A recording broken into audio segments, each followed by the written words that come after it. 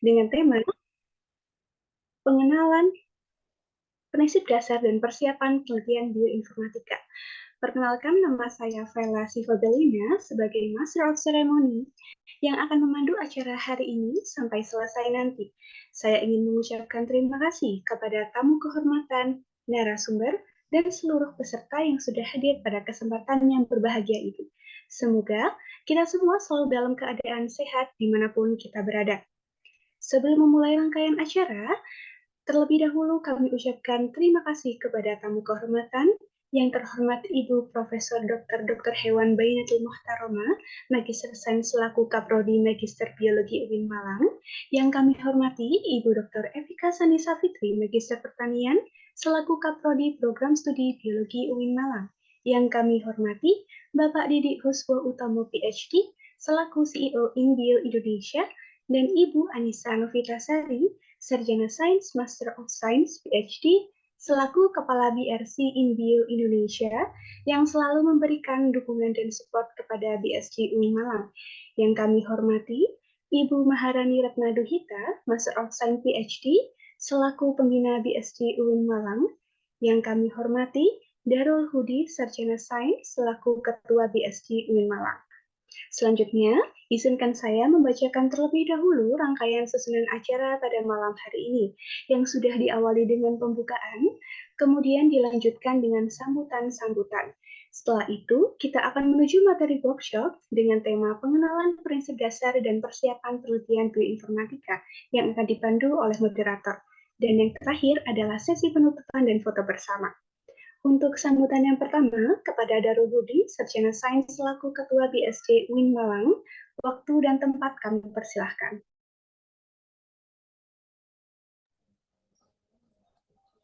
Baik, terima kasih atas kesempatannya. Assalamualaikum warahmatullahi wabarakatuh. Selamat malam, salam sejahtera bagi kita semuanya. Ya, pertama-tama puji syukur kehadirat Tuhan Yang Maha Esa yang telah memberikan kita kesempatan sehingga kita dapat berkumpul walaupun secara daring ini dalam acara BSC Talk Workshop Bioinformatika yang diselenggarakan oleh Bioinformatik Study Club Universitas Islam Negeri Maulana Malik Ibrahim Malang. Yang terhormat Ibu Profesor Dr. Hewan Bainatul Muhtaroma selaku Kaprodi Magister Biologi UIN Malang dan Ibu Dr. Evika Sanisa Fitri selaku Kaprodi Biologi UIN Malang. Yang kami hormati Bapak Didik Huswa Utomo selaku CEO InBio dan juga Ibu Anissa Navitasari selaku Kepala BRC InBio yang selalu memberikan dukungan dan support kepada BSC UIN Malang.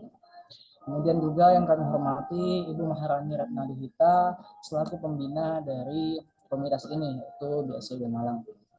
Ya, sebenarnya perkenalkan nama saya Darul Budi di sini selaku kebetulan ya selaku ketua dari komunitas ini yaitu BSC UIN Malang.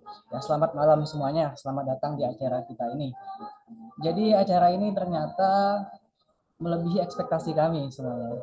Jadi Bapak Ibu semuanya, untuk acara ini sebenarnya kami tidak ekspektasi akan mendapatkan peserta yang sebanyak ini. Ternyata pesertanya itu berasal dari berbagai kalangan. Yang awalnya kami mungkin hanya fokusnya kepada mahasiswa biologi saja secara internal yang ada di UIN Malang. Namun ternyata ini antusiasme sangat tinggi. Ada dari Universitas Pajajaran, ada juga dari UIN Wali Songo Semarang, ada juga dari UGM, dari ITB, ada juga dari tetangga kita Teknik Informatika UIN Malang, Kemenkes Denpasar, juga dari Poltekkes Kemenkes Denpasar, juga Poltekkes Malang, ada juga biologi UIN Biologi Universitas Negeri Semarang dan sebagainya. Jadi ternyata ada sangat banyak peserta yang hadir di sini. Dan tak hanya mahasiswa saja, ternyata dalam acara ini juga dihadiri oleh Bapak Ibu dari kalangan dosen, juga dari kalangan peneliti, kalangan laboran. Ternyata memang acara ini yang awalnya kita berharap mungkin ya sebagai langkah awal itu hanya kepada mahasiswa biologi UIN Malang, tapi ternyata antusiasme sangat tinggi dihadiri oleh berbagai kalangan. Nah, jadi acara ini merupakan acara pertama, acara perdana dari BSC UIN Malang, yang mana sebenarnya komunitas ini itu baru saja berdiri, Bapak Ibu semuanya. Jadi komunitas ini benar-benar baru berdiri dan kita baru awal pertama kali mencoba untuk mengembangkan dari komunitas ini. Yang mana sebenarnya awal mula dari komunitas ini sebenarnya itu adalah untuk mengenalkan penelitian in silico, untuk mengenalkan penelitian bioinformatik kepada khususnya ya kepada mahasiswa biologi UIN Malang dan umumnya kepada semuanya. Jadi kenapa sih harus menggunakan penelitian bioinformatik ya? Jadi kalau kita lihat sebenarnya penelitian bioinformatik itu merupakan penelitian yang lebih advance. Dalam artian advance ini adalah lebih canggih dibandingkan dengan penelitian yang dilakukan secara langsung di lab. Jadi kita bekerja menggunakan komputer, kita bekerja menggunakan program yang disusun untuk kemudian menganalisis kira-kira apa sih yang terjadi di dalam tubuh, apa yang terjadi di dalam sel. Ya, nanti akan dijelaskan lebih lanjut oleh pemateri kita yaitu Kak Faris Rega. Ya, jadi mungkin sedikit pengenalan juga kepada adik-adik khususnya dari biologi UIN Malang ya. Jadi Kak Rega ini sebenarnya adalah mahasiswa terbaik lulusan dari biologi UIN Malang yang juga penelitiannya itu adalah bioinformatik. Jadi beliau ini yang pertama kali lulus di angkatan, yang pertama kali wisuda. Jadi benar-benar hanya satu orang saat itu. Dan itu menggunakan penelitian bioinformatik. Jadi harapannya dengan adanya pengenalan ini itu bisa menambah daya tarik kepada teman-teman semuanya. Dan juga sifatnya ini adalah kita sharing saja kepada Bapak Ibu juga peneliti, dosen dan lain sebagainya dari luar. Kami mohon maaf seandainya nanti mungkin ada kurang berkenan dengan acara kami mohon maaf yang sebesar-besarnya. Mungkin itu saja yang dapat kami sampaikan. Terima kasih semuanya. Wallahul muwaffiq ila aqwamit thoriq. Wassalamualaikum warahmatullahi wabarakatuh. Terima kasih disampaikan. Selanjutnya dipersilahkan kepada Ibu Maharani Retnatugita, Master of Science PhD, selaku pembina BSC UIN Malang untuk memberikan sambutan sekaligus membuka acara BSC Talk season pertama. Waktu dan tempat kami persilahkan. Terima kasih Mbak Moderator, Mbak Vela. Assalamualaikum warahmatullahi wabarakatuh. Salam kenal, saya Ibu Maharani ya. Jadi mungkin ada beberapa yang sudah tidak asing dan ada beberapa yang asing ya. Pertama-tama, marilah kita panjatkan puji syukur kehadirat Allah Subhanahu wa Ta'ala karena atas berkat rahmatnya, akhirnya ya kegiatan ini terselenggara juga. Alhamdulillah, saya ucapkan selamat ya.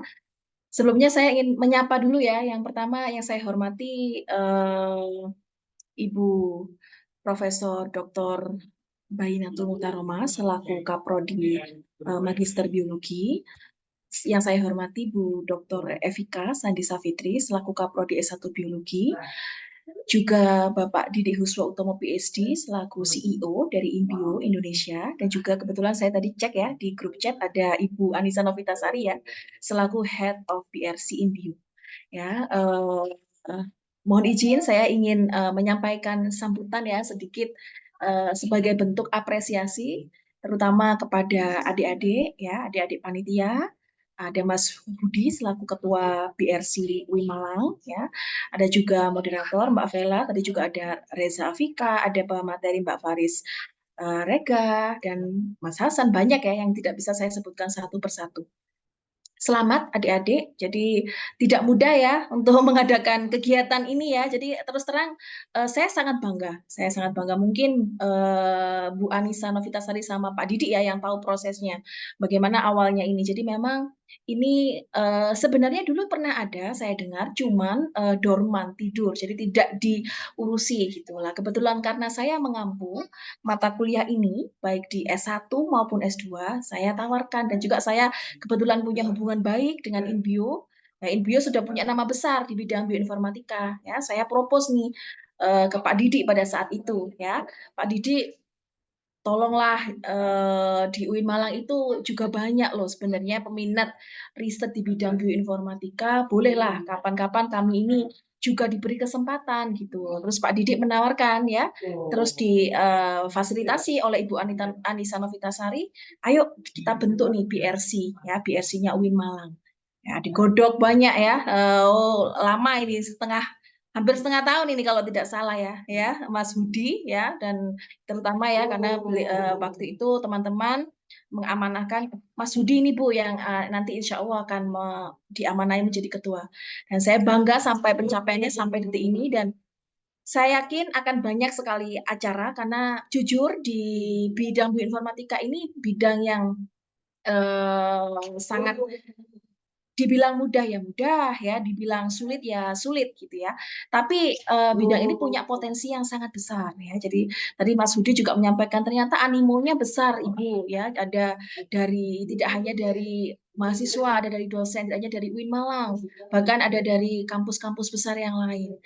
Karena kita ini sudah zamannya sudah bukan penelitian itu sudah kolaborasi ya. Jadi kita memang bisa lintas tidak hanya lintas bidang, lintas universitas, lintas negara ya. Saya yakin kita bisa gitu ya. Jadi saya harap ini menjadi starting point ya buat kita semua di sini, khususnya buat adik-adik ya BRC UIN Malang yang di sini akan disupport saya yakin secara penuh ya oleh Inbio Indonesia. Ya, ayolah kita bersama-sama. Ini penelitiannya S1 saja tadi saya sudah di WA ya, kayak Ibu saya mau nih penelitian di bidang bioinformatika gitu, S1 ya. Nah, makanya saya bilang sama adik-adik S2 nih, ayo kalian jangan mau kalah, tinggalkan sesuatu buat adik-adik kalian nanti. Jadi kalau nanti kalian lulus, itu kalian ada bonding yang cukup kuat gitu, ada ikatan yang cukup kuat, meninggalkan sesuatu yang manfaatnya itu akan menjadi jariah gitu ya, akan menjadi amal jariah teman-teman nanti. Ya. Mungkin itu saja. Saya harap ini tidak berhenti sampai di sini ya, Mas Hudi. Jadi nanti silakan, pasti banyak sekali event ya, karena saya yakin bersama support dari Inbio akan banyak sekali event yang menarik gitu ya, yang bisa diikuti tidak hanya oleh mahasiswa UIN Malang, mahasiswa kampus lain pun bisa, dosen pun juga bisa, atau peneliti, atau mungkin ya pihak yang lain gitu, karena banyak ya sekarang itu banyak sekali orang yang tertarik gitu di bidang ini gitu, karena kan yang penting kan modalnya sebenarnya kan komputer gitu-gitu ya, database, jadi relatif bisa dipelajari sebenarnya kalau kita mau gitu. Ya, mungkin itu saja yang bisa Ibu sampaikan. Sekali lagi, selamat ya, Mas Hudi dan kawan-kawan ya, selamat bertumbuh dan berproses. Ya. Ibu nantikan event-event selanjutnya dan tak lupa saya mewakili prodi ya, baik prodi S1 dan S2, mengucapkan terima kasih yang sebesar-besarnya kepada Inbio Indonesia atas supportnya, karena nanti Inbio insya Allah ya, dan saya berharap banyak nih ya Pak Didi juga Bu Anissa untuk mengawal ini ya, karena takutnya kalau tidak kita kawal, saya pun akan tetap mengawal ya, supaya ini tidak berhenti sampai di sini saja ya. Itu, dan saya sangat terbuka ya, saya yakin juga BRC UIN Malang sangat terbuka ya, menerima masukan, menerima tawaran untuk berkolaborasi dari pihak manapun ya. Itu kurang lebihnya saya mohon maaf, dan dengan ini saya nyatakan kegiatan webinar ini secara resmi dibuka. Ya.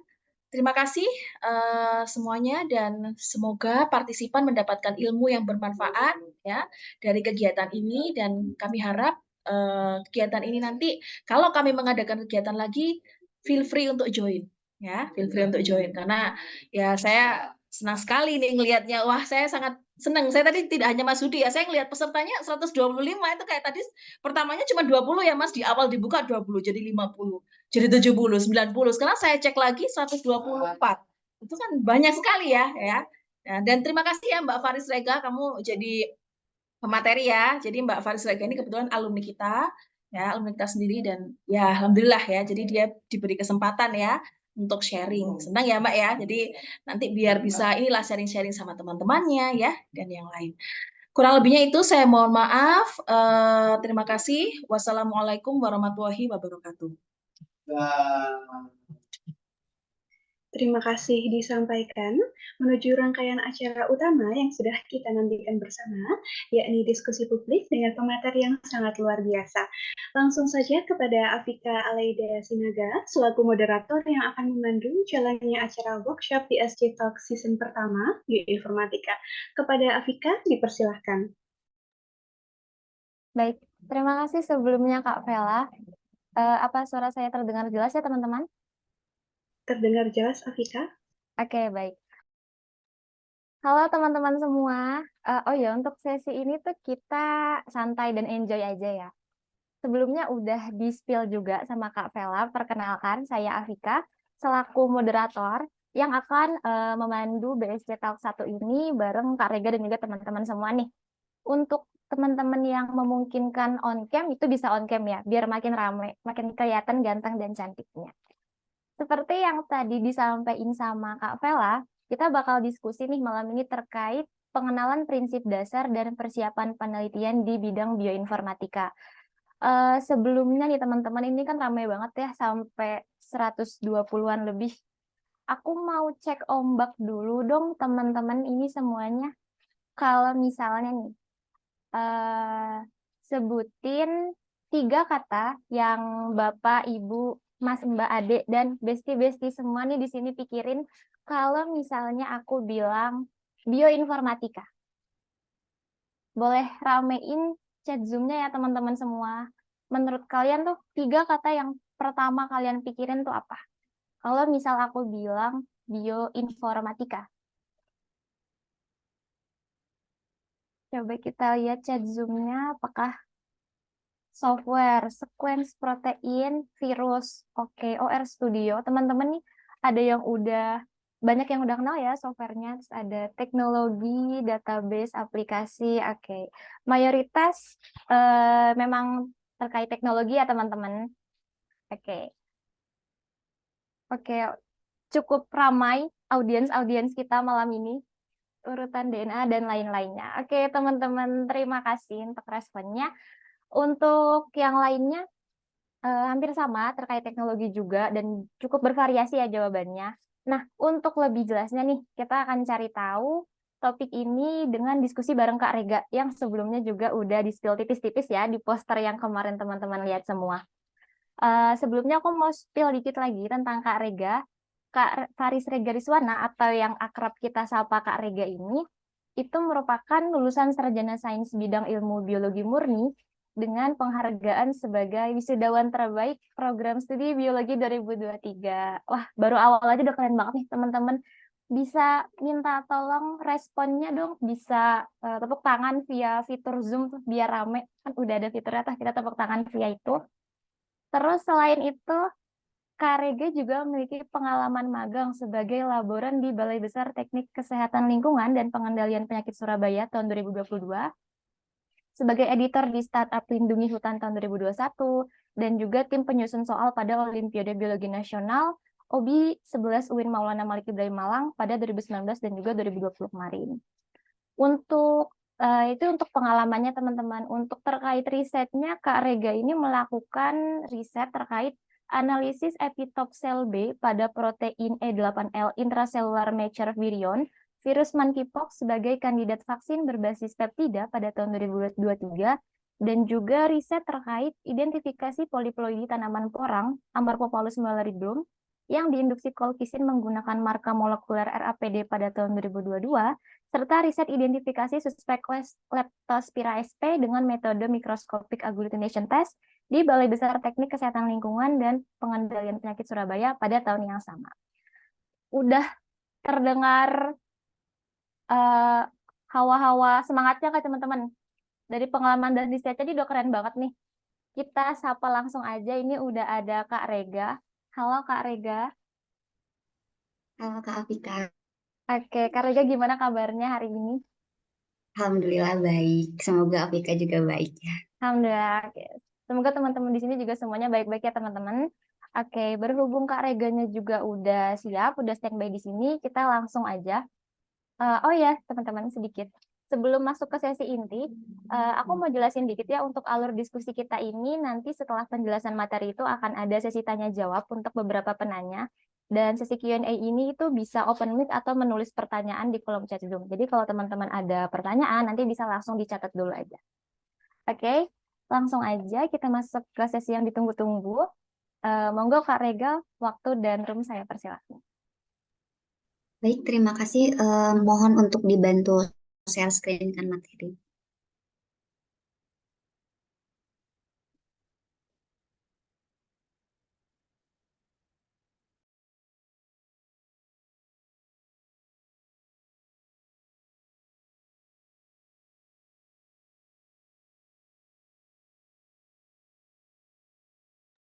Oke, monggo kakak panitia mungkin bisa dibantu untuk share screen.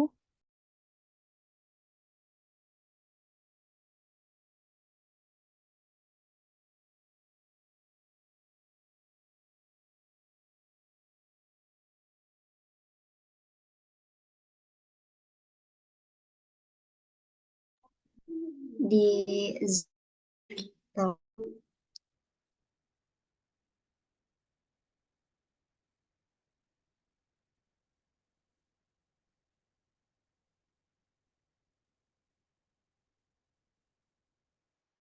Selamat malam Bapak, Ibu, dan teman-teman sekalian. Sebelumnya saya mohon izin Bu Maharani, kemudian Pak Didik, Bu Anissa, dan yang hadir di sini. Sebelumnya terima kasih karena teman-teman sudah menginisiasi pembentukan Bioinformatik Study Group, yang mana saya ketika dikabari ada studi klub terkait bioinformatik di UIN Malang, saya ikut sekali karena saya penelitian di bidang itu dan merasa sangat bermanfaat gitu ya pembentukan study group ini. Dan saya juga merasa sangat terhormat untuk sedikit sharing saya karena sebelumnya juga saya pernah penelitian di bidang bioinformatik. Dan mungkin untuk malam hari ini saya hanya menjelaskan terkait prinsip-prinsip dasar di bioinformatik dan juga sedikit menjelaskan penelitian bidang bioinformatik khususnya itu di desain vaksin, di mana itu adalah penelitian yang saya lakukan. Gitu. Next slide. Baik teman-teman, dalam bidang sains atau bidang biologi, kita tahu bahwa banyak sekali bidang-bidang penelitian. Misalnya saja jika bicara di biologi UIN Malang gitu ya, kita tahu teman-teman itu ada yang penelitian di bidang zoologi, di bidang mikrobiologi, bidang botani, bidang ekologi, dan banyak halnya. Penelitian-penelitian itu, baik itu penelitian dengan metode in vivo, kemudian in vitro, atau kultur jaringan, dan lain sebagainya, itu pasti punya tantangan tersendiri atau ciri khas tersendiri dari penelitian-penelitiannya. Misalnya kita bicara penelitian in vivo gitu ya, menggunakan hewan coba. Sebenarnya tantangan utamanya pasti adalah mempertahankan hewan coba kita itu bertahan sampai hasil penelitian didapatkan. Dan untuk teman-teman yang ada di kultur jaringan dan juga teman-teman yang ada di mikrobiologi, mungkin tantangan utamanya itu adalah terkait kontaminasi ya teman-teman. Tapi ketika kita menseminarkan hasil penelitian kita, itu tidak menjadi pokok bahasan utama. Masalah kontaminasi, masalah kesulitan mencari datanya, masalah kesulitan menjaga hewan cobanya, itu tidak akan menjadi fokus utama atau daya tarik dari penguji atau audiens seminar. Yang menjadi daya tarik dari penguji atau audiens itu biasanya adalah mekanisme yang terjadi di dalamnya. Jadi kita misalnya melakukan penelitian in vivo gitu, menguji suatu senyawa menguji suatu senyawa di tanaman gitu, di hasil maserasi tanaman kepada tikus atau kepada mencit yang diberikan perlakuan diabetes atau sebagainya. Yang akan ditanyakan itu pasti bagaimana mekanisme di dalamnya. Dan sayangnya penelitian-penelitian di laboratorium itu masih belum sampai untuk membahas mekanisme terdalam atau mekanisme utamanya itu seperti apa gitu. Karena kita hanya melihat ya yang kelihatan aja gitu, langsungnya bagaimana mengukur mungkin kadar-kadar tertentunya gitu. Sedangkan untuk molekul-molekul di dalamnya kita tidak sampai untuk mempelajari itu. Next slide. Nah, makanya ada satu penelitian atau satu bidang ilmu penelitian yang bisa menjawab sampai ke ranah molekulernya, yaitu di bidang bioinformatika. Nah, apa itu bioinformatika? Nah, next slide. Bioinformatika itu teman-teman, jika secara definisi itu cukup banyak ya, cukup berbeda-beda. Ada yang sesederhana mendefinisikan bioinformatika sebagai ilmu multidisiplin dari biologi dengan informatika gitu. Nah, tapi untuk yang saya pelajari kemudian ya saya sedikit rangkum gitu, simpulkan dari definisi bioinformatika itu apa. Bioinformatika itu merupakan ilmu bagaimana suatu data atau suatu informasi disimpan, diproses, dan ditafsirkan ke dalam sistem biologis menggunakan sistem informatika atau sistem komputasi. Artinya begini, jadi datanya itu sudah ada datanya gitu. Kita udah punya banyak data, kemudian data-data tersebut bisa kita proses dan kita sajikan dalam suatu sistem biologis tertentu yang kita inginkan. Dan untuk menyajikan, untuk menyimpan, untuk memproses data-data tersebut, kita membutuhkan bantuan dari sistem komputasi. Next. Nah, kenapa bioinformatika bisa sampai mengkaji ke sana?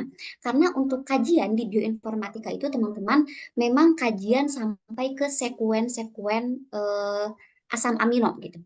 Nah, kita mungkin tahu ya, udah sepakat bahwa organisme itu pasti tersusun atas materi genetik.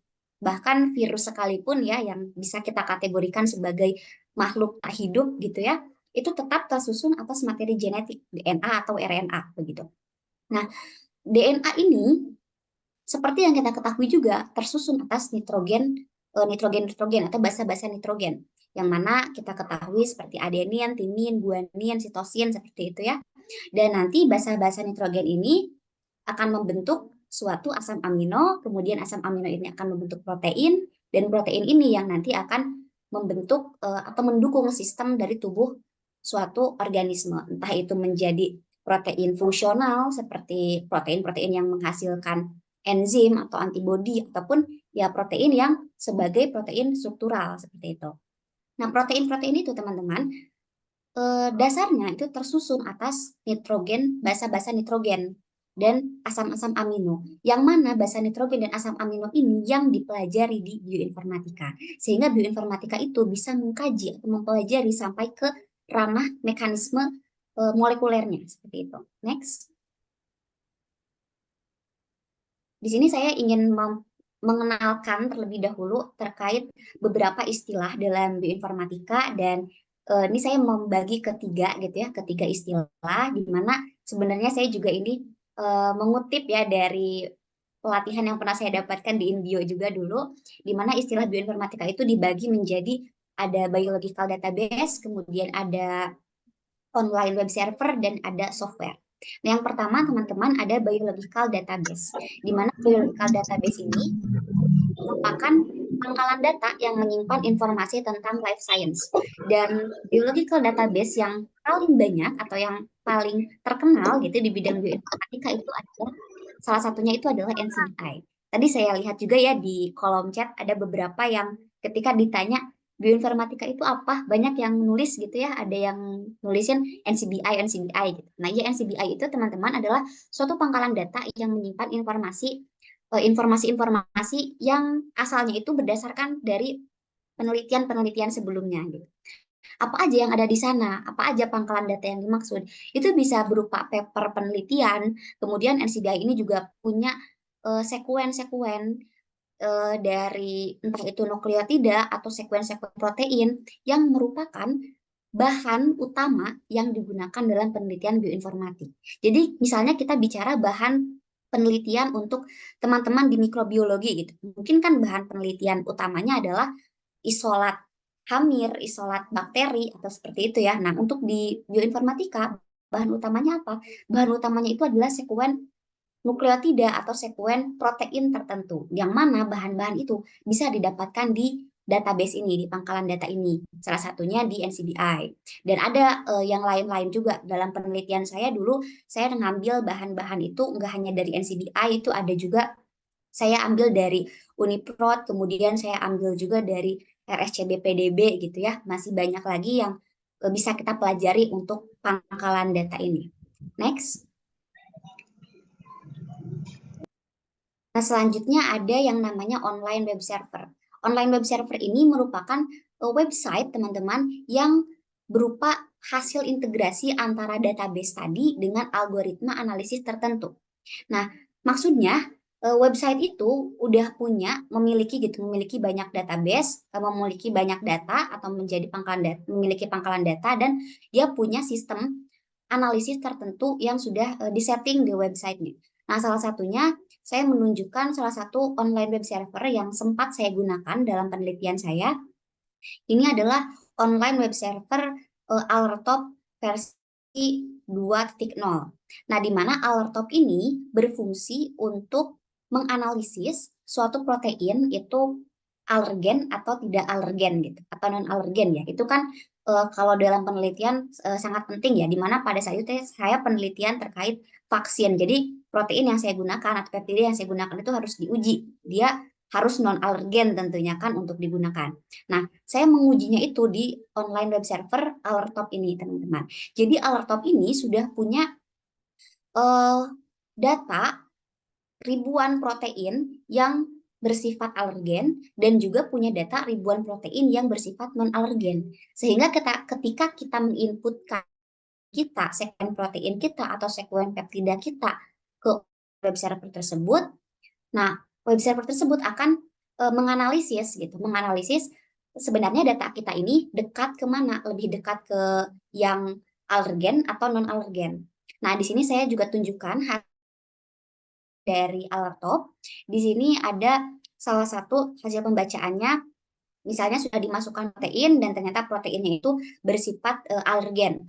Nah, di sini ada keterangan kemiripan protein kita itu paling mirip dengan protein apa. Nah, kalau misalnya di online web servernya langsung, kita bisa klik ke yang birunya itu teman-teman, yang NCBI number itu bisa kita klik, dan ketika diklik itu munculnya nanti pop up-nya itu akan NCBI.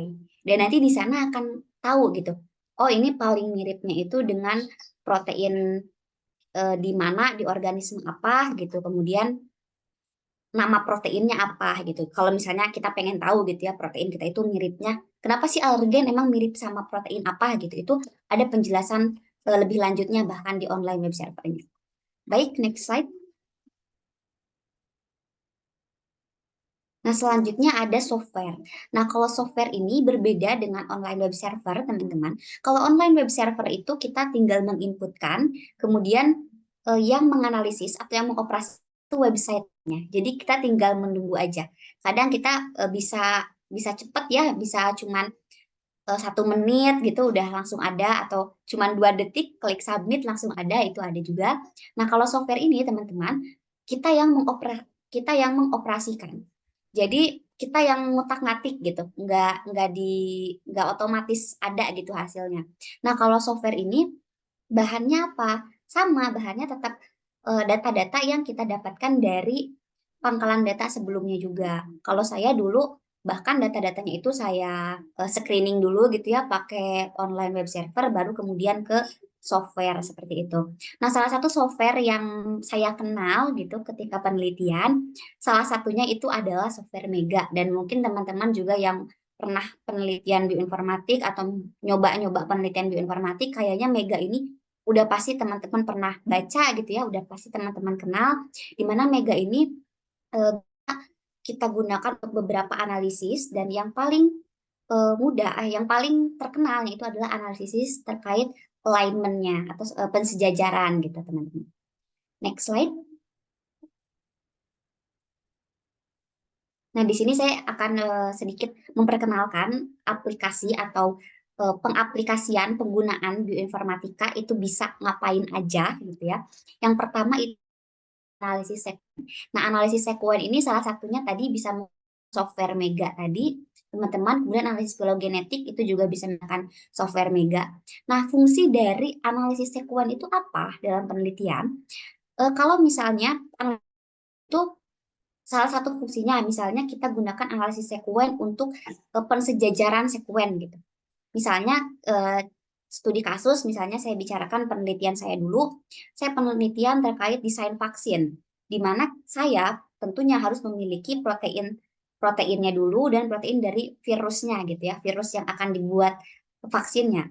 Dan virus itu tentunya kita nggak bisa pakai satu virus dari satu negara, karena kan pastinya ada yang namanya mutasi ya teman-teman. Nah, untuk mengetahui sekuen mana yang merupakan conserved region atau sekuen yang bisa ditemukan di beberapa virus yang ada di berbagai negara, itu kita menganalisisnya atau mengscreeningnya itu menggunakan analisis sekuen di Mega tadi. Nah, kemudian ada juga analisis filogenetik.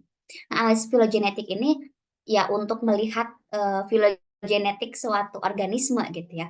Nah, kalau misalnya bicara penelitian analisis filogenetik itu sepertinya udah cukup banyak ya teman-teman penelitian di sini. Bahkan kalau saya tidak salah ingat itu ada juga skripsi di teman-teman atau kakak-kakak dari UIN Malang itu ada yang menggunakan skripsi analisis filogenetik reptil gitu ya untuk menganalisis jarak evolusinya kalau nggak salah itu bisa untuk skripsi kayak gitu. Namun mungkin memang datanya lebih banyak lagi gitu. Atau mungkin teman-teman kayak ada juga yang melakukan penelitian langsung gitu, teman-teman ekologi melakukan penelitian langsung, kemudian beberapa spesies-spesies yang ditemukan itu kan kita hanya melihat morfologinya gitu ya, morfologinya, kemudian kita pengen tahu nih spesies yang berhasil dikumpulkan itu kekerabatannya kayak gimana. Nah, untuk mengecek itu bisa menggunakan bioinformatika gitu, bantuan bioinformatika. Next. Nah, selanjutnya bioinformatika ini juga bisa digunakan untuk memprediksi struktur protein dan sekaligus juga bisa digunakan untuk mengevaluasi dan memvalidasi hasil prediksi struktur protein tadi. Jadi kenapa protein itu harus ada prediksi struktur protein? Karena di dalam tubuh yang berikatan atau yang terjadi mekanisme-mekanisme dalam tubuh itu kan kebanyakan protein ya teman-teman. Makanya kita harus memprediksi dulu strukturnya itu bagaimana struktur proteinnya dari sekuen yang kita kaji gitu atau sekuen yang kita uji sehingga nanti itu valid gitu ketika dibicara ini di dalam tubuh itu bentuknya kayak gini bener gak bisa gitu ya bisa masuk ke dalam tubuh manusia atau bener gak sesuai dengan dalam tubuh manusia itu kan harus dalam bentuk protein dulu. Nah kemudian prediksi struktur protein ini kita juga harus tahu validitasnya gitu bener gak struktur ini tuh stabil, bener gak struktur ini tuh bagus gitu. Nah untuk memvalidasi prediksi struktur protein itu bioinformatika juga bisa melakukan itu. Nah salah satunya dulu saya menggunakan prediksi struktur protein itu saya gunakan plot Ramachandran gitu untuk mengetahui apakah protein ini strukturnya atau struktur protein ini baik atau enggak gitu. Next. Nah, selanjutnya bioinformatika ini juga bisa digunakan untuk screening potensi senyawa obat dan docking molekul. Nah, untuk screening potensi senyawa obat ini misalnya teman-teman kita punya tumbuhan gitu ya, tumbuhan apa gitu. Nah, nanti kita tuh bisa tahu beberapa ketika kita inputkan itu kita tahu beberapa potensi-potensi obat gitu, potensi-potensi senyawa-senyawa yang bisa dijadikan obat gitu. Berpotensi lah gitu untuk pengembangan obat. Nah, untuk mengetahui itu juga nanti kita bisa melakukan docking. Nah, maksudnya docking itu senyawa-senyawa tadi itu kan harus diuji ya. Nah, diujinya itu bagaimana ikatan-ikatannya. Nah, itu ujinya bisa dilakukan dengan docking molekul seperti itu. Dan untuk penelitian screening potensi senyawa obat ini sudah sangat sangat banyak ya. Sepertinya kalau screening potensi senyawa obat populer sekali gitu ya untuk di bidang bioinformatika karena mungkin isinya juga sangat luas gitu bidangnya. Next. Nah, selanjutnya ini saya menjelaskan sedikit yang saya rasakan gitu ya ketika penelitian, apa sih kelebihan dan kekurangan dari penelitian bioinformatika. Nah, untuk kelebihan dari bioinformatika yang pertama tentu adalah dapat menjelaskan mekanisme molekuler. Ya iya karena kita kan penelitiannya juga di ranah itu ya. Jadi kita bisa melihat hasilnya itu seperti apa gitu. Kemudian bisa mengurangi kendala penelitian di lab. Maksudnya bagaimana? Maksudnya kalau di lab itu kan kita misalnya gitu, penelitian-penelitian di lab itu ada kematian tanpa sebab gitu, atau misalnya kita ada bahan-bahan yang berbahaya gitu. Nah, sebenarnya bioinformatika itu bisa digunakan untuk screening. Jadi kita bisa men-screening terlebih dahulu senyawa-senyawa apa aja yang paling potensial gitu. Nah, ntar baru bisa kita gunakan atau bisa kita cek kebenarannya dengan lab gitu. Kemudian cakupan penelitian lebih luas. Nah, maksud cakupan penelitian lebih luas ini, jika saya belajar gitu ya dari penelitian-penelitian dari beberapa yang saya lakukan, misalnya kayak gini teman-teman. Ketika kita bicara misalnya penelitian filogenetik tadi ya.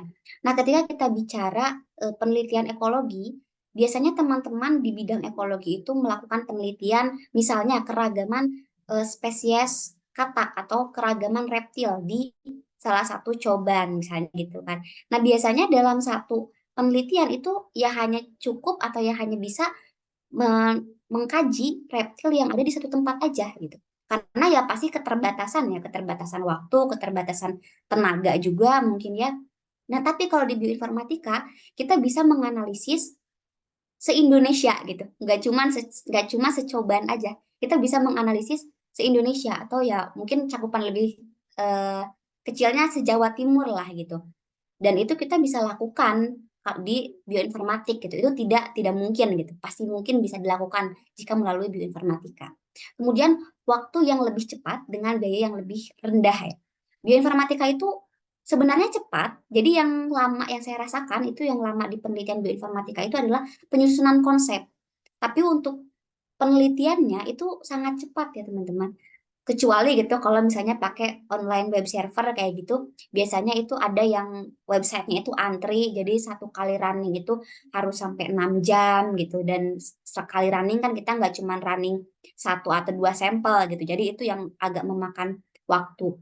Tapi yang lainnya itu cepat banget gitu, jadi ya penelitiannya cepat, makanya tadi saya sempat disinggung bisa jadi lulusan tercepat gitu ya. Saya lulus satu-satunya sendirian ya karena memang penelitian saya cepat gitu di bidang bioinformatik. Kemudian biayanya lebih rendah. Nah, untuk biaya ini teman-teman, untuk biaya penelitian yang saya lakukan khususnya yang skripsi itu saya tidak mengeluarkan biaya sama sekali kecuali biaya workshop ya itu karena kan itu pelatihan aja ya. Tapi untuk biaya penelitiannya itu sama sekali nggak ada atau nol. Next. Nah, kemudian tentunya ada kekurangannya ya, kekurangan yang saya rasakan juga itu ketika penelitian. Yang pertama itu adalah hasil riset teoritis. Maksudnya, jadi hasil riset kita itu di bioinformatik ya tetap harus diuji lab dulu gitu. Karena kita kan tidak menguji ke hewan coba gitu ya. Kita tidak melihat realnya kayak gimana gitu. Karena riset kita itu ya memang teoritis aja gitu, teoritis data aja kayak gitu. Jadi menurut saya ini suatu kekurangan gitu ya, karena jika memang hasil penelitian keinginannya gitu, hasil penelitiannya itu diimplementasikan, tentu harus ada penerapan atau pengujian yang lebih lanjut gitu ya, yang lebih kredibel gitu, nggak hanya penelitian atau tidak hanya pengujian secara in silico aja. Tentunya harus ada pengujian laboratoriumnya ya, baik itu in vivo ataupun in vitro seperti itu. Kemudian ketersediaan database. Maksudnya ketersediaan database di sini tidak semua database itu tersedia dengan mudah. Jadi kita itu harus mencari dulu gitu ya di pangkalan data ini nggak ada, coba deh ke sini, coba deh ke sini. Nah, kayak gitu yang itu jadi tantangan tersendiri ya ketika saya melakukan penelitian. Kemudian ada kendala pada tools. Sebenarnya kalau kendala pada tools ini kebanyakan tadi itu di tools yang berupa online web server. Jadi ada kendala itu misalnya online web servernya itu saking banyak yang menggunakan gitu kan, kita kan yang menggunakan itu biasanya online web server itu sifatnya itu kan umum gitu ya, terbuka untuk publik, dan yang mengakses itu bukan cuma orang Indonesia aja, bukan cuma mahasiswa aja gitu. Jadi ketika banyak yang mengakses itu, kadang web servernya itu down, sehingga kita tidak bisa menggunakan web server itu, tidak bisa menguji di sana. Dan kalau misalnya kita nggak punya plan B gitu atau web server lain, alternatif web server lain, ya kita harus nunggu gitu sampai web server itu benar-benar bisa digunakan, dan itu tidak tahu sampai kapan gitu benarnya itu. Bisa jadi lama, bisa jadi sebentar. Nah, itu untuk kendalanya. Next. Nah, ini di sini beberapa ranah riset bioinformatika yang mungkin pernah saya baca gitu ya, dan juga ini saya dapatkan dari seminar gitu ya, seminar bioinformatika dari Indio. Beberapa ranah riset bioinformatika itu ada riset filogenetik, kemudian omik dan studi pemodelan, kemudian mutasi genetik, desain kandidat obat dan screening potensi senyawa, desain vaksin peptida, dan dinamika molekul. Nah, yang mana yang saya lakukan itu adalah di desain vaksin peptida. Jadi yang lebih familiar gitu ya dengan saya itu adalah di bidang riset desain vaksin peptida, yang mana nanti hari ini kita bahas tipis-tipis gitu ya terkait desain vaksin peptida ini. Next slide. Baik, ini untuk persiapan penelitian. Nah, apa yang saya siapkan dulu ketika mau penelitian di bidang desain vaksin peptida itu? Yang pertama topik, yang kedua adalah metode. Nah, topik ini saya mempelajari dulu tentunya ya, mempelajari bidang riset saya ini. Saya udah mau bidang riset di bidang vaksin peptida. Kemudian saya pelajari penelitian-penelitian terdahulu. Karena harus ada ya teman-teman, harus ada penelitian terdahulunya. Sehingga kita harus temukan research gap-nya. Menurut saya gitu, yang lebih baik itu adalah melakukan riset penelitian terdahulu dengan benar cermat gitu. Jadi kita itu tidak akan kesan ketika melakukan penelitian. Misalnya gini, kita mau penelitian desain vaksin, terus teman-teman itu pengen desain vaksin yang baru banget gitu, yang bener-bener itu tuh belum terpikirkan oleh orang lain gitu. Jadi kayak aku mau jadi yang pertama mendesain vaksin di sini. Sebenarnya boleh, cuman mungkin akan sulit gitu ya untuk apalagi untuk teman-teman yang masih di jenjang sarjana gitu. Itu pasti akan sulit sekali, apalagi namanya bioinformatika itu bergantung pada pangkalan data atau data-data sebelumnya gitu. Jadi ketika data-data sebelumnya belum ada yang mengkaji itu, tentunya itu akan menjadi kendala atau hambatan yang sangat nyata gitu ya untuk penelitian kita. Makanya temukanlah penelitian terdahulu yang paling, kalau bisa yang paling mirip gitu dengan penelitian kita. Nah, dari sana kita pelajari, kemudian, oh ini kurangnya di sini gitu. Nah, kalau saya dulu melakukan penelitian di bidang desain vaksin itu, saya cari dulu penelitian terdahulu, kemudian saya menemukan nih yang paling mirip desain vaksinnya dengan saya. Dan saya baca di sarannya, oh ternyata dia itu belum melakukan pengujian sampai ke tahap ini dan tahap ini gitu. Nah, saya lakukanlah pengujian sampai ke tahap tersebut gitu yang belum dilakukan oleh peneliti sebelumnya. Nah, kemudian metode penelitian. Nah, untuk metode penelitian ini sebenarnya banyaknya memang saya belajar itu dari workshop-workshop gitu ya.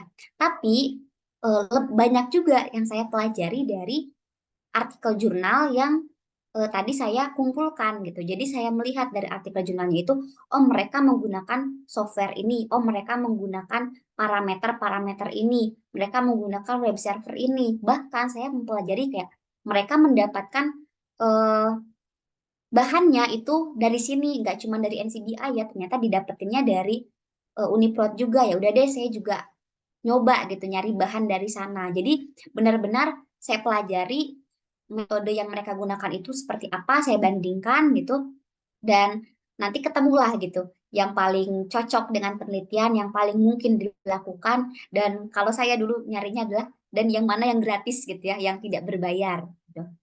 Next. Nah, ini penelitian skripsi saya, judulnya analisis epitop sel B pada protein E8L intracellular mature virion virus monkeypox sebagai kandidat vaksin berbasis peptida. Nah, dari judul penelitiannya dulu teman-teman kita bahas. Pertama saya mengetahui memilih epitop sel B. Nah, bagaimana saya bisa memilih epitop sel B? Di sini saya pelajari dulu, tentukan gitu. Saya mau mendapatkan apa dari penelitian ini. Nah, ketika pada saat itu saya bilang, saya mau bikin vaksin, dan vaksin itu erat kaitannya dengan antibodi. Makanya saya pelajari dulu, mana sih yang bisa menghasilkan antibodi pertama kali itu.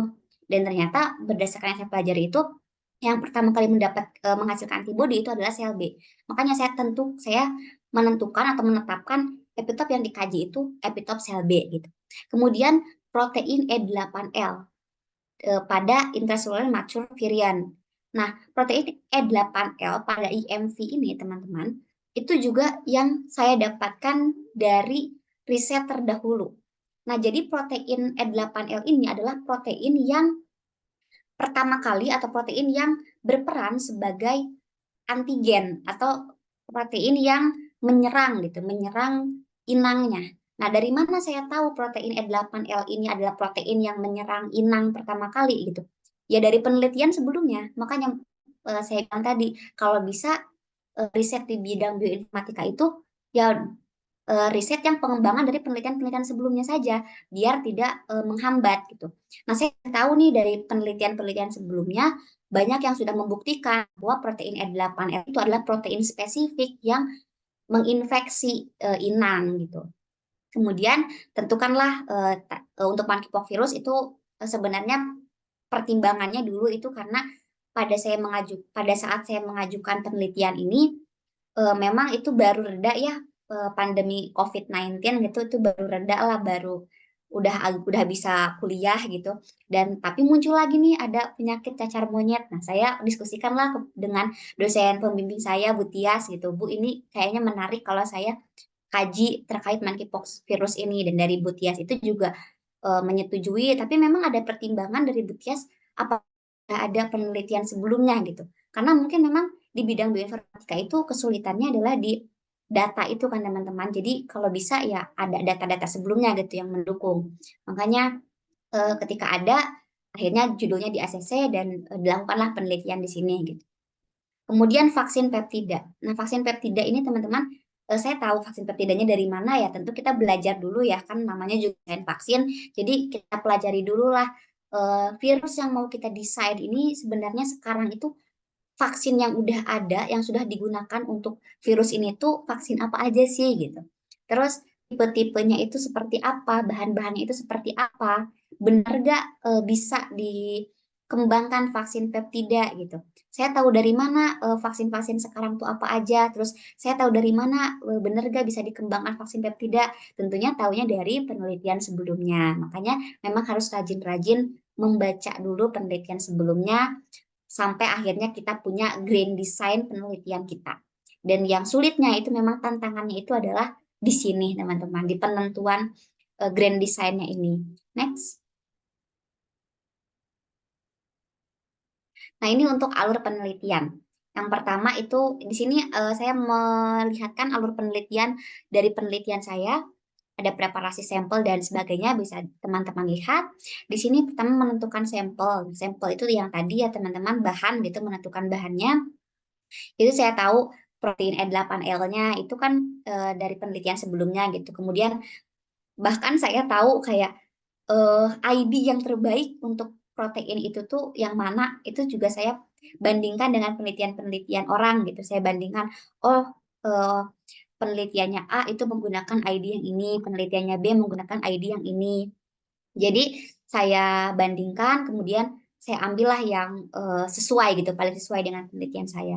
Kemudian menentukan parameter. Nah, kalau parameter ini sebenarnya memang sedikit banyak itu terinspirasi dari metode orang lain ya. Orang lain itu ketika melakukan penelitian vaksin peptida, dia menggunakan parameter apa aja gitu. Nah, dari sana kemudian saya lakukan juga gitu di penelitian saya, di mana parameternya itu pada penelitian saya ada uji antigenitas dulu, kemudian uji alergenitas, dan ada juga satunya lagi itu uji hidrofobisitas gitu. Kemudian penyajian datanya, bagaimana sih data itu divisualisasikan di penelitian-penelitian sebelumnya gitu.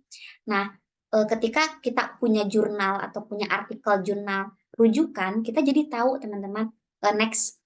Nah, jadi ketika kita punya artikel jurnal yang dijadikan itu kita tolong next.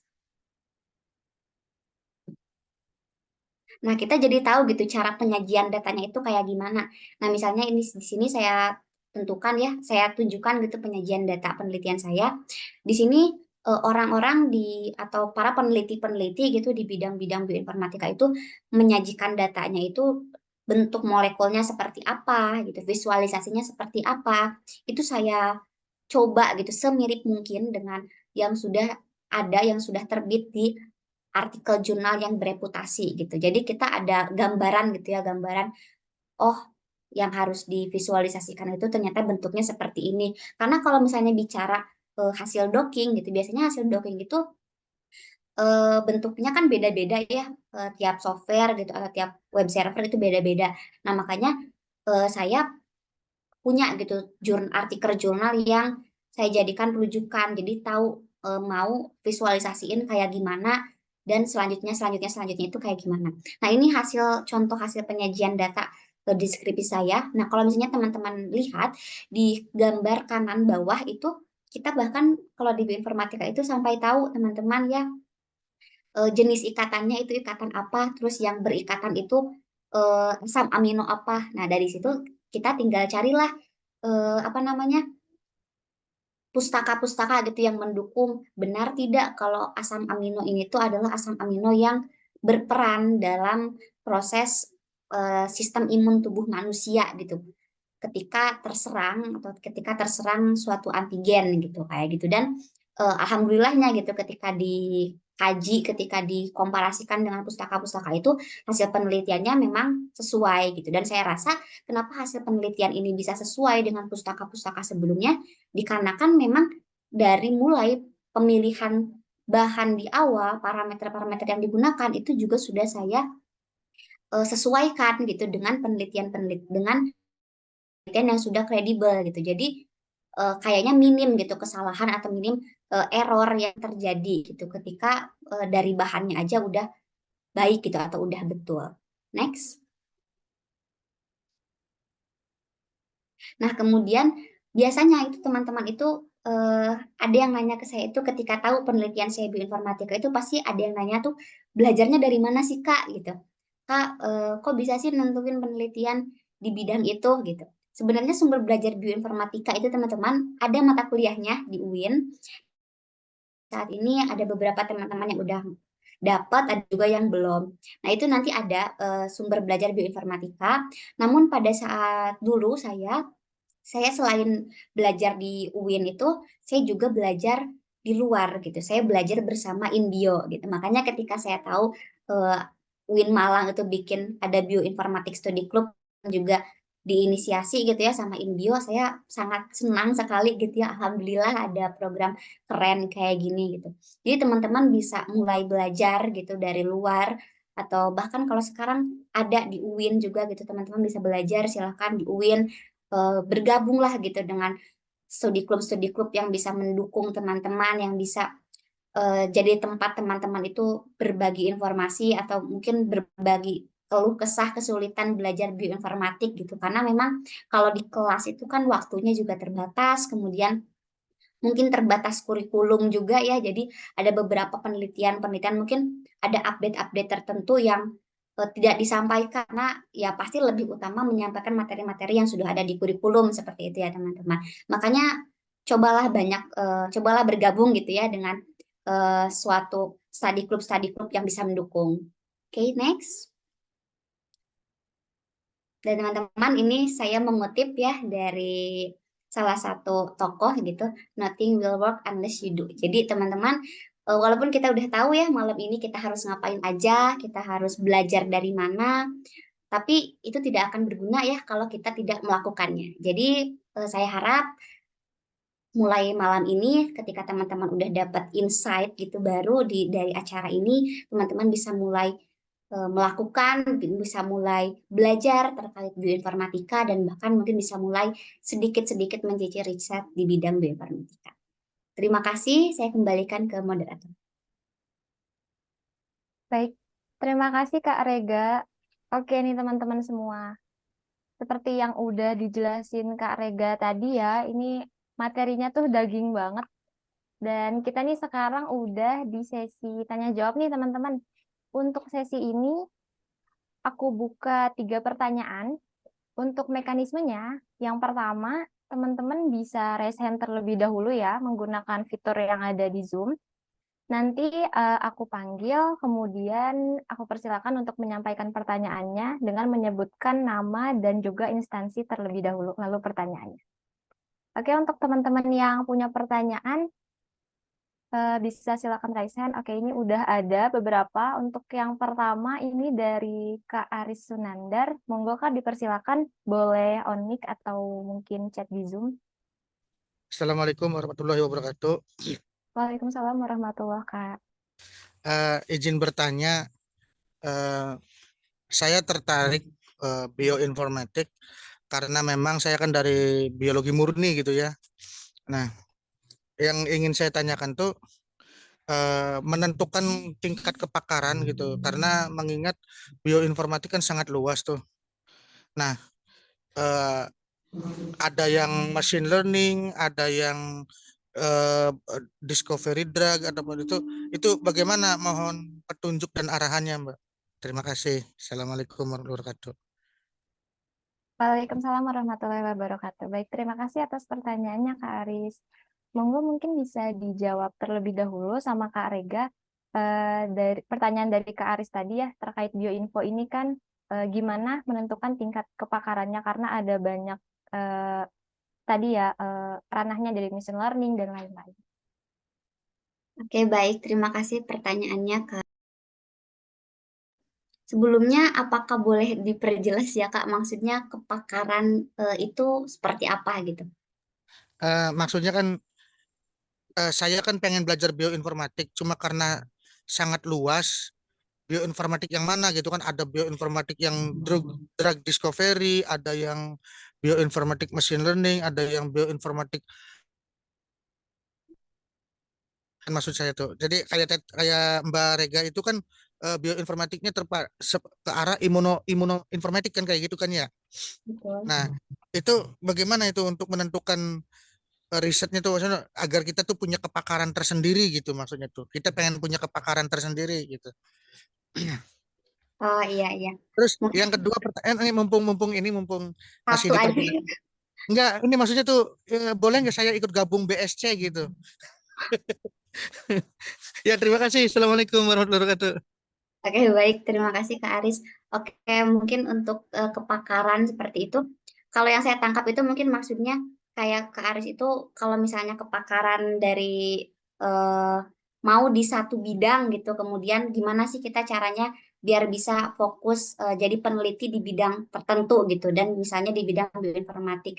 Nah, untuk menentukannya tentu balik lagi ya Kak dengan Kak Aris sendiri, mungkin dulu di biologi murninya Kakak mengambil bidang peminatan apa dan apa gitu yang paling dekat dengan bidang peminatan kakak, kemudian bisa kakak ini ya apa bisa Kak Aris gunakanlah bioinformatik. Misalnya kalau misalnya pun gitu Kak Aris mau mulai kepakaran Kak Aris di bidang bioinformatik yang desain obat gitu ya atau potensi senyawa obat, ya bisa dimulai aja Kak dari sana, kemudian carilah penelitian-penelitian yang update gitu sebenarnya di bidang obat itu apa aja gitu penelitian-penelitian yang terbarunya, dan silakan diikuti gitu penelitian-penelitian terbarunya sesuai zamannya gitu. Jadi mungkin nanti bisa jadi kepakaran Kak Aris gitu di bidang bioinformatika, di bidang desain obat seperti itu Kak. Dan kemudian apakah bisa gabung di SC UIN Malang gitu?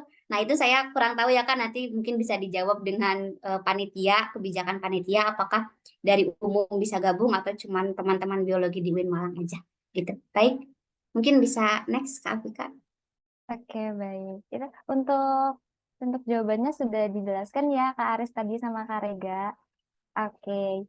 Untuk pertanyaan selanjutnya nih tadi ada yang raise hand kedua yang saya pantau ya dari partisipan ini ya, yang kedua ada Kak Nova Ramadanti.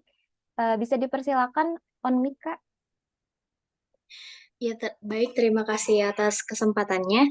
Jadi saya ingin bertanya terkait penelitian bioinformatika tentang desain vaksin itu, yang kita ketahui kan jenis-jenis vaksin itu kan banyak ya, di antaranya vaksin peptida, vaksin mRNA, subunit, dan yang paling umum itu vaksin yang berasal dari virus yang dilemahkan. Nah, yang saya ketahui itu vaksin peptida bisa diteliti secara in silico gitu, murni bioinformatika. Jadi pertanyaan saya, apakah jenis vaksin lainnya seperti vaksin mRNA, subunit, dan inactivated virus tadi itu bisa diteliti secara in silico saja atau bagaimana? Dan apabila secara in silico, itu proses penelitiannya apakah hampir sama seperti penelitian vaksin peptida atau lebih rumit seperti itu? Terima kasih, Kak. Baik, terima kasih atas pertanyaannya Kak Nova. Monggo bisa dijawab Kak Rega. Baik, terima kasih pertanyaannya Kak Nova. Sebenarnya untuk penelitian di bidang lain itu saya kurang kurang paham juga ya Kak. Jadi mungkin nanti bisa kita pelajari bareng-bareng di BSC UIN Malang gitu. Tapi untuk yang jadi saya pahamnya itu ya hanya terkait penelitian di bidang vaksin peptida tadi gitu. Tapi sebenarnya penelitian di bidang vaksin peptida ini pun tidak semerta-merta hasil penelitian ini bisa langsung digunakan gitu ya, bisa langsung diimplementasikan karena tentunya harus ada pengujian lanjutan, kemudian juga kita harus coba dulu dengan apa namanya digabungkan gitu ya dengan komponen-komponen vaksin lainnya yang tentunya bukan cuma peptida aja gitu, sekuen peptida aja.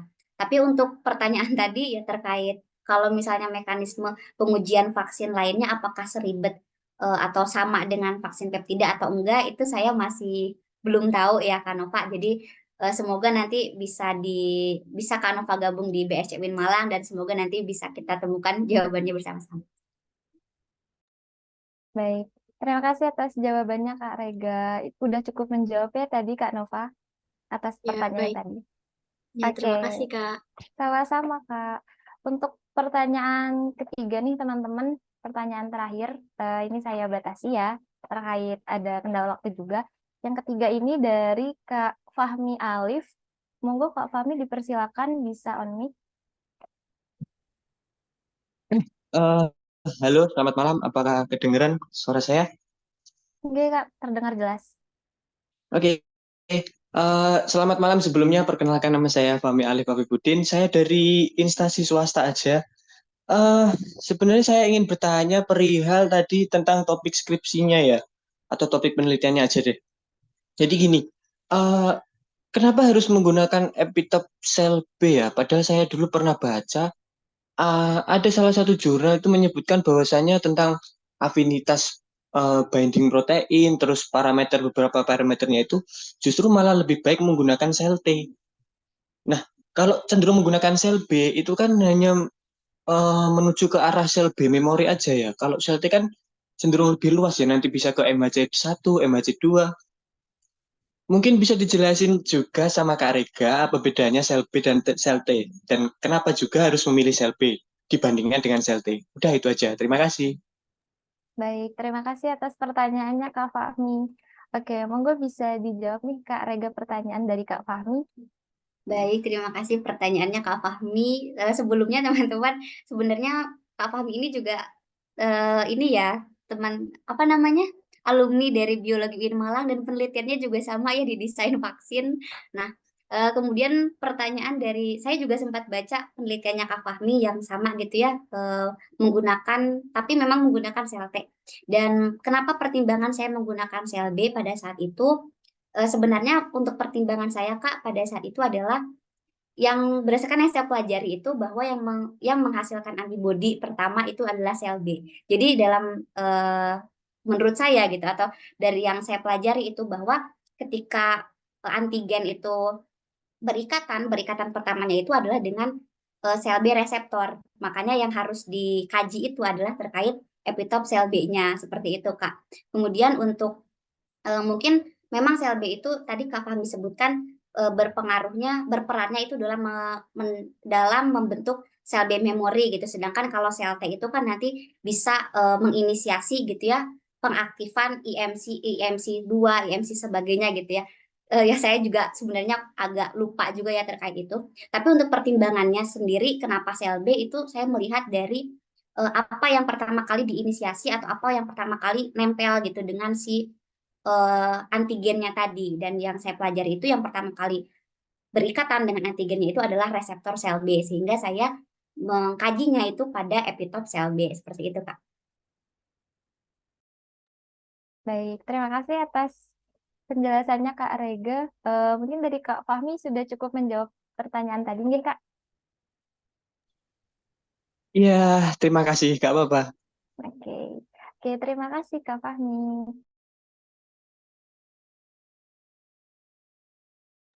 Kak Afika, maaf masih di mute. Oh, oke, terima kasih Kak Rega. Oke, ini udah 3 pertanyaan ya teman-teman. Tapi masih ada beberapa pertanyaan dari teman-teman nih yang resen itu mungkin bisa lain kali, di lain kesempatan ya teman-teman. Terima kasih atas penjelasannya Kak Rega. Udah selesai nih sesi penyampaian materi dan juga sesi Q&A kita. Jadi seperti yang udah dijelasin tadi sama Kak Rega, ternyata ada berbagai istilah ya dalam bioinformatika, itu mulai dari biological database, online web server, software, dan juga aplikasi-aplikasi bioinformatika. Terus tadi juga dijelasin terkait kelebihan bioinformatika, kekurangannya, terus ranah riset bioinformatika, mulai dari analisis filogenetik, omik, dan studi pemodelan, dan juga sampai yang kita pelajarin lebih dalam tadi ya, terkait desain vaksin peptida.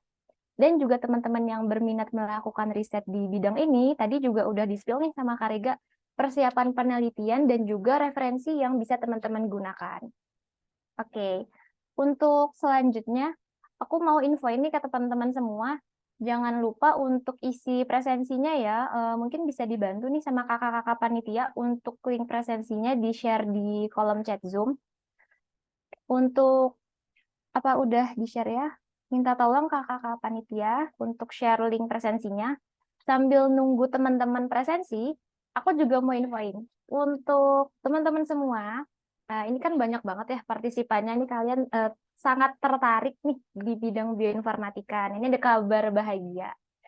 Untuk teman-teman yang berminat dengan bioinformatika ini, itu Bioinformatik Study Club BSC UIN Malang itu akan mengadakan open recruitment dalam waktu dekat ini.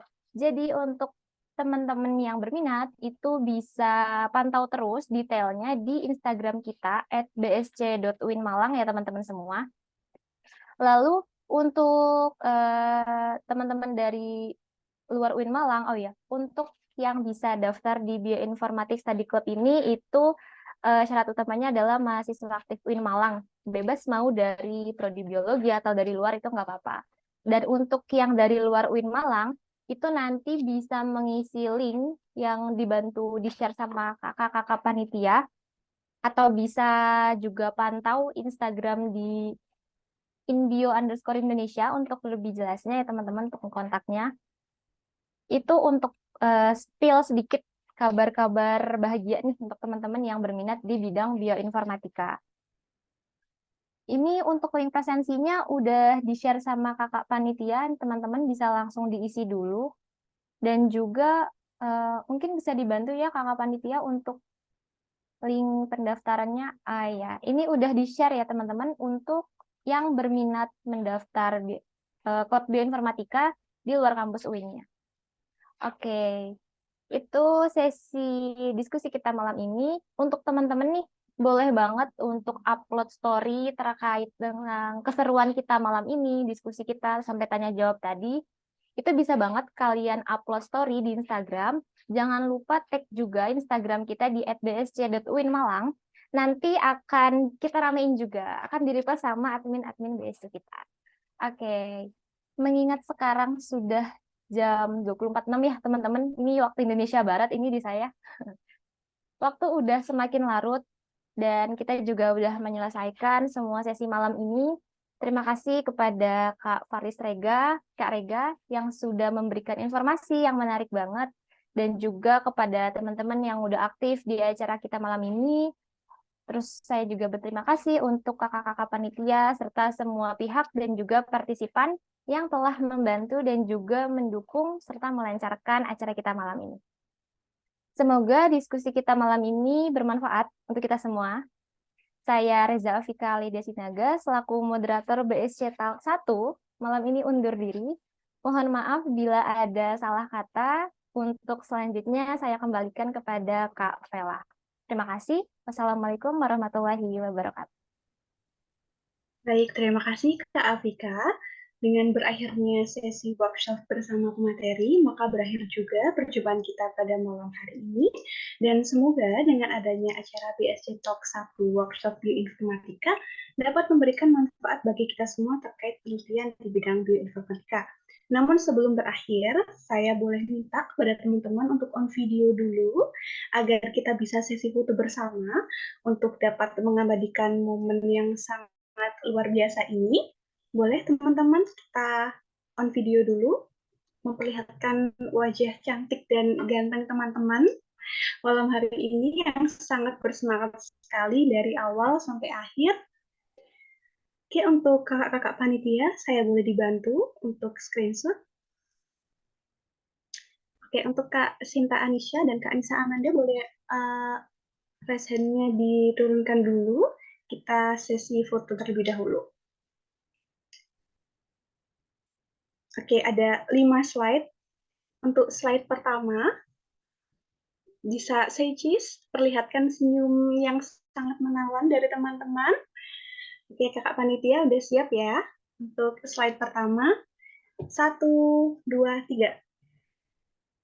Oke, selanjutnya untuk slide kedua. 1, 2, 3. Oke, selanjutnya untuk slide ketiga. 1, 2, 3. Untuk slide keempat. 1, 2, 3. Dan slide terakhir yang spesial, senyum terbaik, 1, 2, 3. Oke, terima kasih teman-teman. Dan untuk teman-teman yang bingung, nanti untuk sesi terkait materi dan juga recording akan kita share, jadi tidak perlu khawatir saya susah sinyal kah atau saya ketinggalan, tidak perlu khawatir karena nanti akan kita share. Terima kasih. Untuk yang terakhir akan saya tutup dengan satu pantun, boleh ya? Pergi berkunjung ke rumah mantan sambil bawa buah taman rambutan. Sekian, terima kasih saya haturkan. Mohon maaf bila ada kesalahan. Selamat malam dan sampai jumpa lagi teman-teman di BSC Talk Season 2. Wassalamualaikum warahmatullahi wabarakatuh. Assalamualaikum warahmatullahi wabarakatuh. Terima kasih. Oh iya, dan teman-teman boleh loh untuk Terima kasih. diabadikan dan mungkin di-post di IG kalian masing-masing. Dan jangan lupa untuk tag IG kita, BSC_UIN Malang. Nanti admin akan merepostnya. Terima kasih banyak teman-teman, dan selamat malam.